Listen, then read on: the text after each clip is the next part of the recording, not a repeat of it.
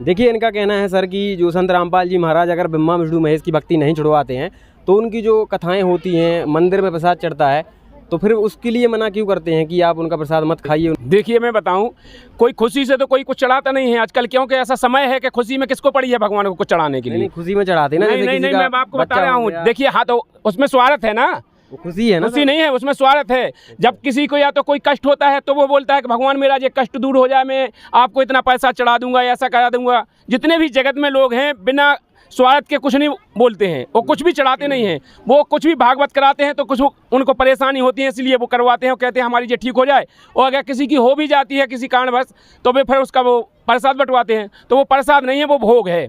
वो बांटते भी हैं, कहते हैं हाँ भैया भोग ले लो, कहते हैं कि नहीं? वो कहते हैं। तो भोग माने क्या होता है आप जानते हो? भोग माने हमने जो कर्म किए थे, हमारे जो पाप थे, वो पाप हमने, हमारे परमात्मा जो भगवान है जो अगर भी काट रहे तो उनका भोग हम बांट रहे हैं आप सबको। तन तन सब जने भोगियो वो पाप। अब आप भोग बचाओ, आप बताओ हमें, हमारे पाप कर्म आप भोग बचाओ। अगर हम आपको प्रसाद चढ़वा दें, हम कहें कि हमारा भगवान ऐसा हो जावे, हमारे दुख दूर हो जाए, सुबह दुख दूर हो गए और मान के चलो अब हम वो प्रसाद बंटवाएं भोग के रूप में, तो आप बोले हमारे कर्म भोग बचाओ। हम कहें वो अब सब जने भोगियो, तन तन तन तन भोग ले लो, सब जने भोग लियो हमारा पाप, तो आप भोगे बताओ हमें? तो संत रामपाल जी महाराज जी कहते हैं हम किसी के कर्म फल नहीं भोगेंगे। हम कर्म फल खत्म करने के लिए भक्ति कर रहे हैं, हम भोगने के लिए नहीं कर रहे। संत रामपाल जी महाराज जी शास्त्र के अनुकूल भक्ति बताते हैं, जिससे हमारे कर्म फल खत्म हो जाते हैं, हम कर्म बंधन से छूट जाते हैं।